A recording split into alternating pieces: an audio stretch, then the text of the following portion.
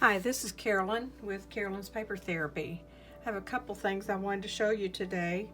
I have discovered from a designer called Pink Monarch Prints on Etsy these small projects that are called Super Simples, and she has created 1 through 7. This one right here that I have printed and cut out is number 1. She does a video that shows exactly how she put all this together, and I probably will do a video that shows how I do it, because I'll follow her instructions for putting it together, but then I will accessorize it in my own way. Also, what I plan to do with this is, while I have these pieces cut out, is trace on white paper, on white cardstock, a template, so that I can create the same type of project but with different papers. So if you're interested in that, you might want to think to do that. Just do it on plain white cardstock, and then you can cut those templates out and use them to trace on to your papers that you wish to use. I've gone through the kit and cut everything out, and I'll explain how to put it together later for my project.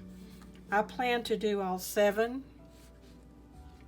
and create a journal out of this travel journal that I ordered these from Walmart, and I've used these before, so it's almost like doing an altered book.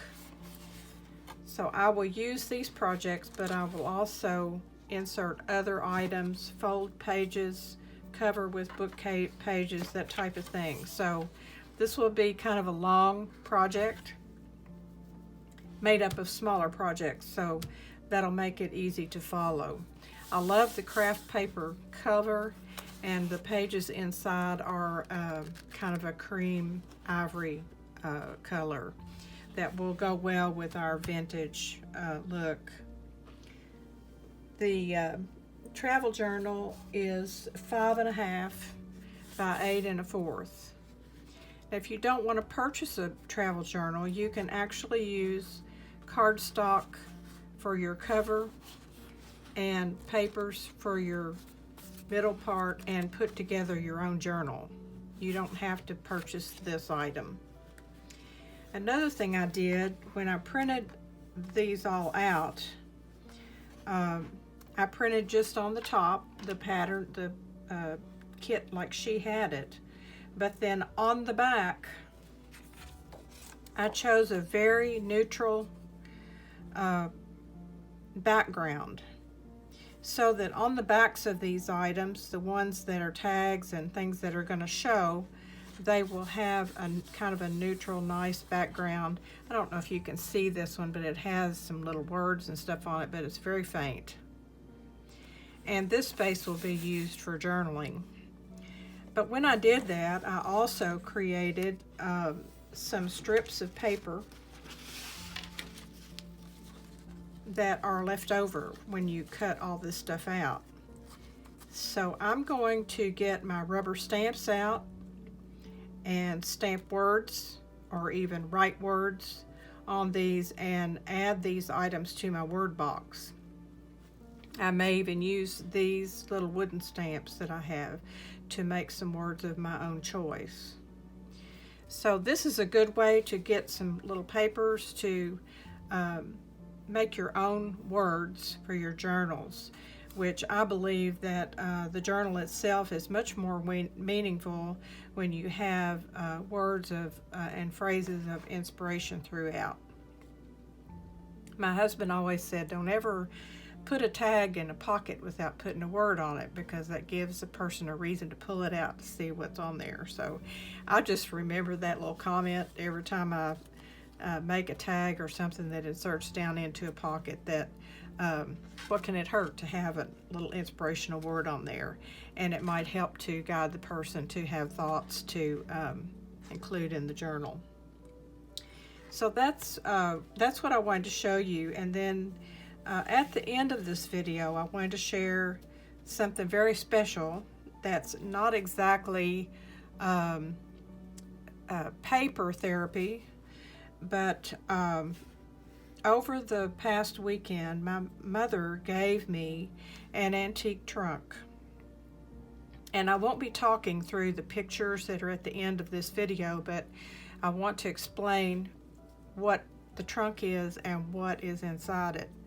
The trunk sat on my aunt's back porch for years and years and years. And when she passed away, or moved away, she got rid of her things, and Mother and Daddy got this beautiful antique trunk.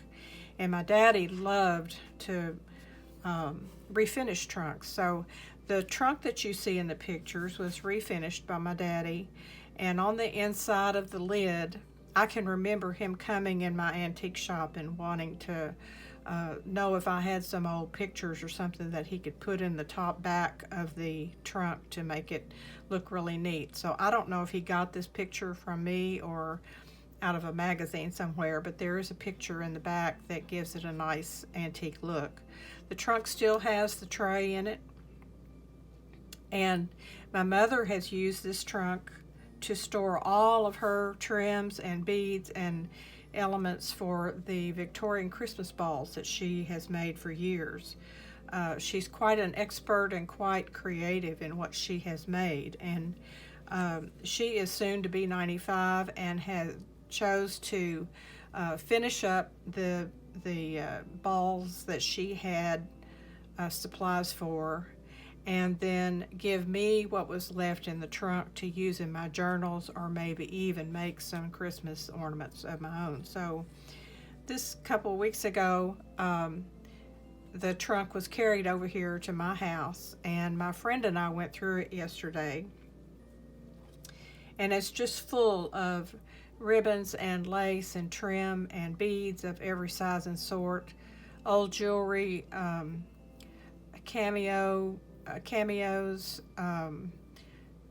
sequins, fabric, everything you can think of that could be used on those Victorian ornaments, but also much of it used on decorating these journals, and also making little dangly beaded things to go on the pages. So I'm just going to share a series of pictures with you at the end of this video that might inspire you, and at least you'll enjoy looking at it. It's very sentimental to me to have it and to have these items to use in my journals.